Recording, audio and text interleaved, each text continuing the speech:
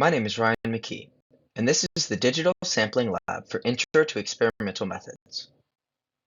In this lab, we explored the LabJack T4 Data Acquisition System, or DAC. First, I performed some tests to ensure that my DAC worked, and then I studied different phenomena and applications relating to the system. We were given 12 different waveforms to identify, and then took notes on different functions of the DAC. Finally, I took samples of the waveform and power spectra of different test subjects at the extremes of their vocal range to study how vocal ranges can vary among college males. I used the aforementioned DAC system connected to a Dell XPS laptop, which was running the GTAE Simple DAC system. I also used a microphone to record real-world data. For my experiment, I first connected the microphone to the DAC system. After noticing a large spike in noise at around 5 Hz, I decided to implement a high-pass filter, cutting off frequencies humans would be unable to make in order to make the data easier to read. Then, where possible, I asked each test subject to make a sound as low and as high as possible and save the power spectrum. I repeated this 2 more times for each test subject. The data was saved in a TXT or text file. Then I analyzed the strongest frequency in each case and found the sound to noise ratio. My goals for this lab were to become more familiar with both the hardware and software of the DAC. I also wanted to gain more information on the vocal range of college-age males. I considered success criteria to be creating an experiment that allows me to explore different systems in the DAC and give me data that I could draw results from. First, I had to validate my equipment. While validating my equipment, I measured the difference between the data the microphone gathered and control data that was fed directly into the DAC through a connection with the computer. I was then able to calculate the relative response strength of the microphone to ensure it was working correctly. I found that the microphone seemed to struggle a little with lower frequencies, but could record higher frequencies with good accuracy.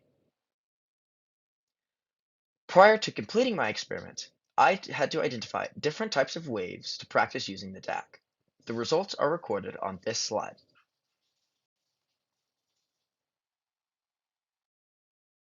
In another testing section, we studied aliasing, which is the distorting effect the sample rate can have on the data.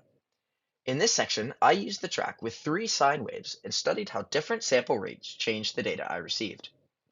I found that as the sample rate increased, the frequency peaks, which were originally at 10,000, 1,000, and 100 Hz, slowly moved from very low values to values approaching the peak's true frequencies. In my practice with the DAC, I also used high-pass and low-pass filters. My instructions were to add a filter that cut out just the highest frequency of track 9, the sum of 3 sine waves. I accomplished this by adding a low-pass filter at 9,000 Hz, which was in between the second and third highest frequencies. This would allow anything lower than 9,000 Hz, namely the first and second frequencies, to pass through, while preventing the third frequency, the highest frequency, from being recorded.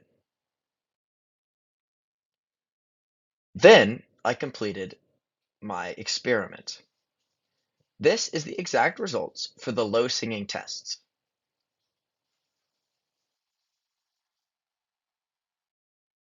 And this is the result of high singing. Some subjects were not able to complete the tests, and those trials have been left blank.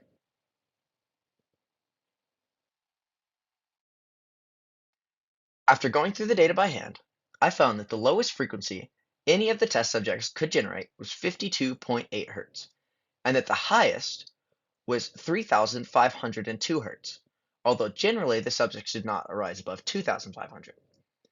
The highest range of any of the test subjects was 3,375 Hz. However, there were some complications with this experiment. The pink noise mentioned before was one, and I mitigated it by adding a high-pass filter. When analyzing my data, I also found that a lot of the subjects were producing sound at 65 Hz, which seemed to be a strange coincidence and points to another possible pink noise spike at around that point. I mitigated this by taking it into account during my data collections and considering spikes that weren't the spike at 65 Hz.